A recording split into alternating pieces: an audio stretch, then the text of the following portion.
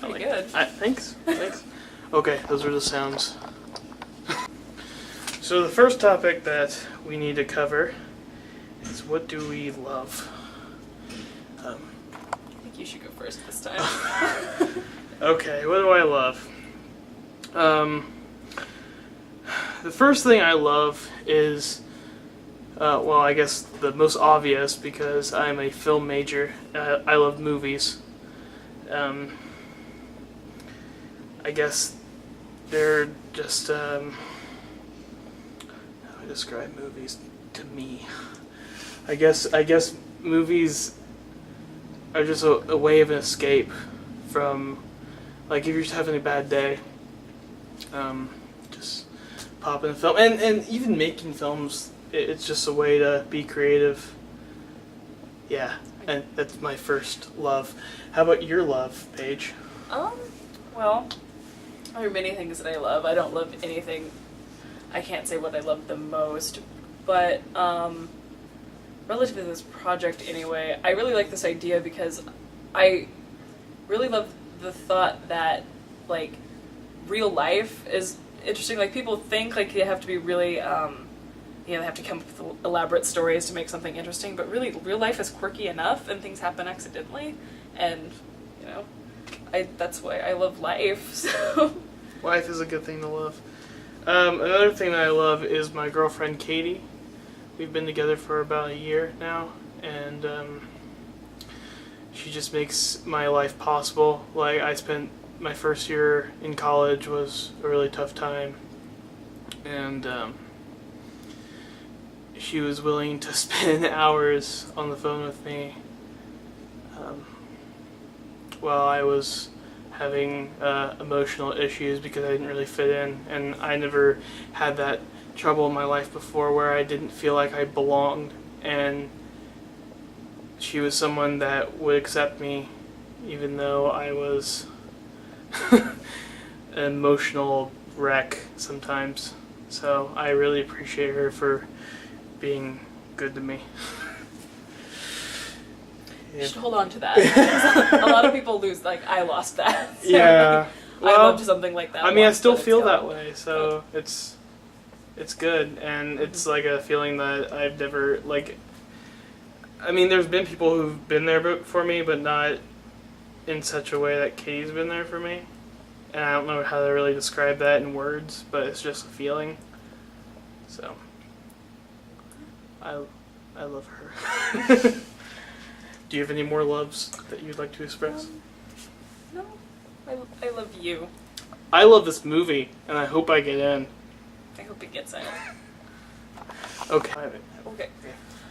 I have a really odd fear. I'm not afraid of roller coasters or heights or spiders or clowns or any of the normal stuff, but I'm actually really scared of stepping off something that's more than, like, this tall. I don't know why.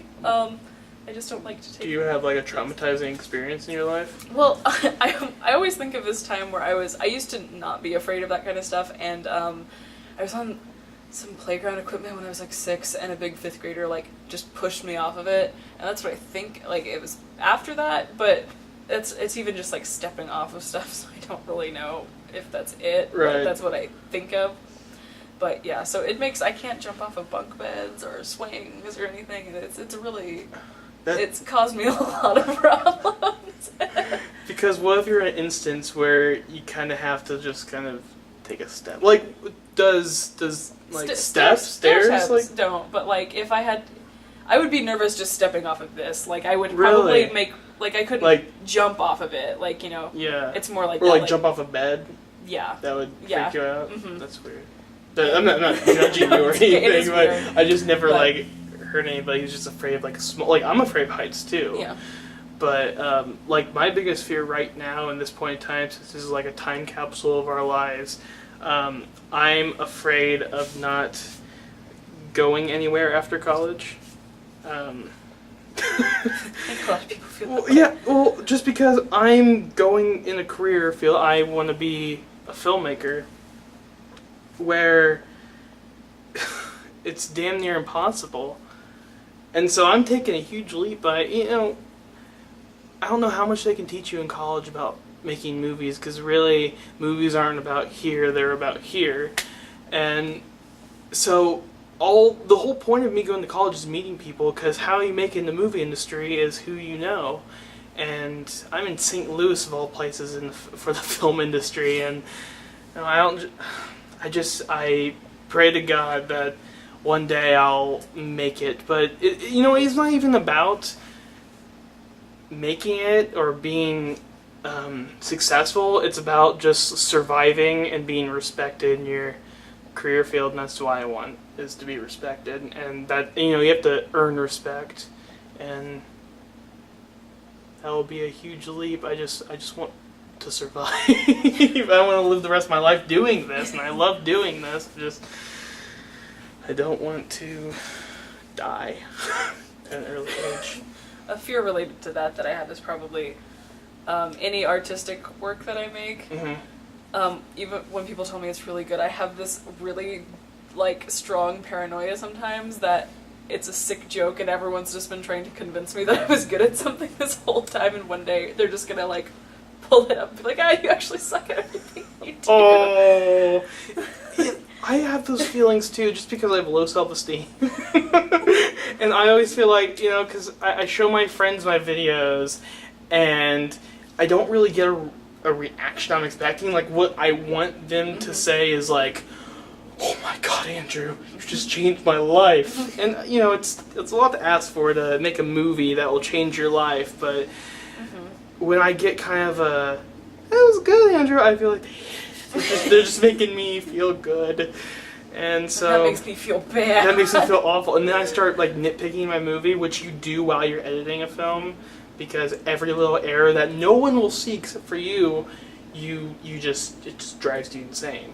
Yeah, when I'm writing something, it's when I'm writing it, it's I'm this is the best thing I've ever done. I love this, and by the time I'm done with it, I read it and I'm I really loathe this more than anything I've ever seen in my whole life. Yeah, well, you get that when you're writing, when I'm writing a screenplay, I'm writing this, and it's so good, and then I get to a part where I'm blocked, and it takes a week for me to figure out how I'm going to solve it. And then when I finish writing that, I'm wow, that was the worst idea I could have come up to solve it, and I'm I want to change it, but I have no other way of doing it. So I guess. Wait, are we talking still on fear? Yeah, we were. Yeah, we kind of digressed. But I guess for people who are going in kind of creative fields, you just fear not surviving and not being able to do what you want to with your life. And you want to do journalism, right? Yeah. Yeah. So I mean that. Well, I'm doing literary journalism, which is different. It's a creative approach to real life stories, in magazines and stuff. So. Oh, I got you. So there's still some I could have to go to standard journalism and fail and everything, but. I mean, what kind of publications? Well, I listen to This American Life. I don't know if any of you guys are familiar with that. Do you know what that is? Yeah, I've heard of it. Yeah, that's what the ideal would be. Okay. I'd love to work for them, and. So is it kind of like a Truman Capote take on a situation, in Cold Blood, you fictionalize the nonfiction kind of thing? Well, no, it's more where you just you hear a story and you don't present it there's a standard the reverse pyramid for journalism and stuff. You tell it to someone it's a story, but it's true, and then you it's more emphasizing the why versus the what. Yeah. So. There's literary themes in real life and presented that sounds more cool. artful. Yeah. Yeah, but yeah. Cool. Do it. Yeah. So I guess we'll move on to what makes us laugh.